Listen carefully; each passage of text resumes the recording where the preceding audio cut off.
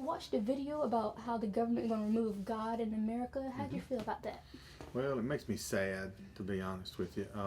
I wish our government had not gotten there, but I'll be honest, I'm not surprised about it. History is full of nations who didn't believe in God.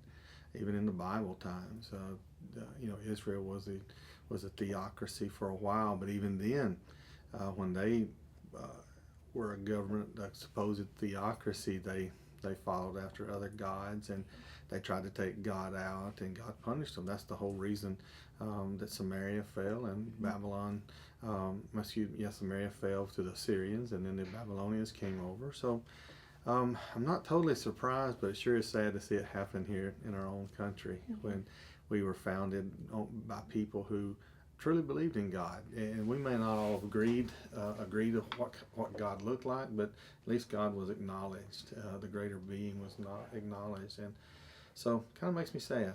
Yeah. So we've also seen that the government going to try to remove under God in our Pledge of Allegiance. Like, do you agree they should do that? No, I don't.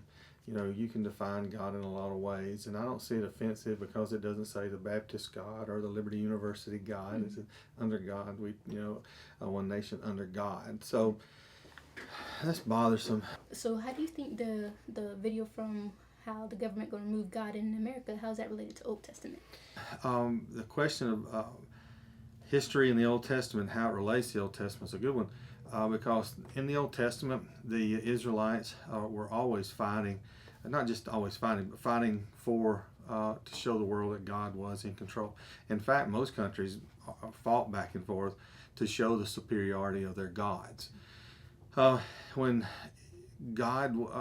Moses and the people of Israel were in Egypt, and they came out, the whole idea of all the plagues, the 10 plagues, that had a lot to do with the superiority of God, showing Egypt that God was in control, that Yahweh, Elohim God, the God of the Israelites, he was stronger than Egypt, their might, their power. He was stronger than the Pharaoh, who was God incarnate, God's representative, and he was stronger than any of the Egyptian gods, and he was in control. They got to the Red Sea, and God said, stand still and see the salvation of the Lord. And he was showing them that he can provide for them. He will save them from their troubles. It was not Egypt, it's not the Pharaoh, it's God. So God was in control. So when they come to the land, and they come to the mountain, and they're about ready to go into the land, God decides to make a covenant with them. That's where the 10 Commandments come from, that whole episode, that whole series of events. And so God made a covenant with Israel, and he said that if you follow me and honor me in all your ways, then I'll bless you, and I'll give you this land. But he also said that if you don't, if you deviate from me, if you turn from me, turn your back on me, I'll cast you out of this land. Well, several years later, in the 722, the Assyrians came down, destroyed Samaria, took the northern kingdom away. In the early 500s, like in 586 BC, the Babylonians came over, destroyed Jerusalem, took other people away, and so the nation no longer existed as a nation with a ruling king and a ruling body. And so God kept his word. So when they turned from God, God punished them. Now in America, we're not Israel. We're not a theocracy. We've never been that, so to speak. We've always had president, ruling bodies, but those guys did believe in God. And because they believed in God, I think God honored us and blessed us, and he took it serious. And I also think that he's going to take serious when we deviate from him and we turn in other directions. And so it's, like I said earlier, sad to see this happening, because I just think there's parallels in the Old Testament, and that's how it relates to me, is the Old Testament. I just see the same mistakes that Israel made, we're making here in America too. And while we're not Israel, those same mistakes have consequences. And so by removing God from it, I just see the parallels in the Old Testament that make me sad, and it's bothersome, worrisome to me. I know God's still in control, and I know Jesus can forgive us, and we can have personal salvation. And even if America were to fall, we still can have personal salvation through Jesus. But it's bothersome and worrisome.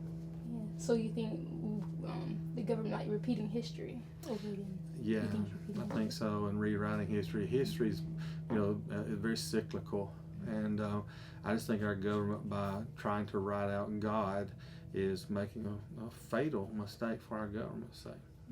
So, how do you feel when the government says they're going to talk about rewriting history? Mm-hmm.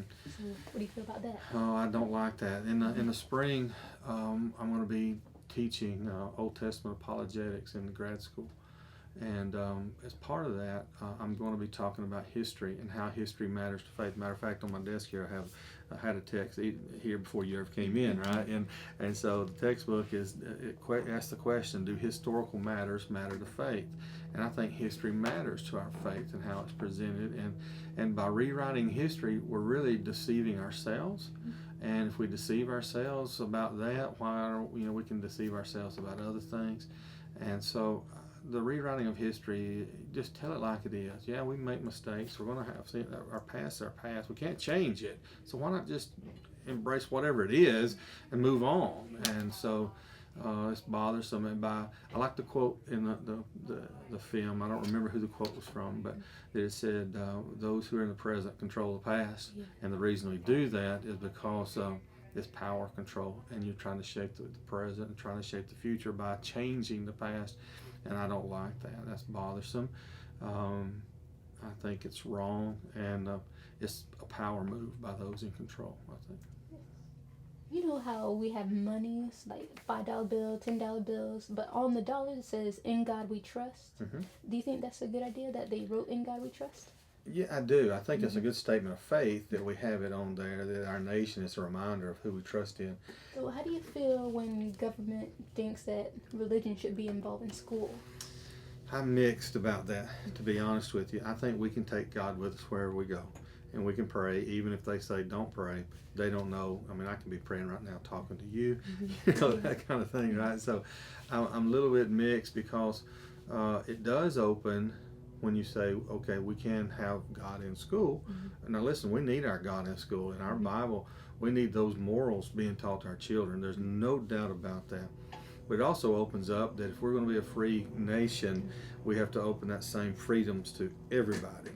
And that's kind of difficult, okay? That's a hard question. What kind of God are we letting in school?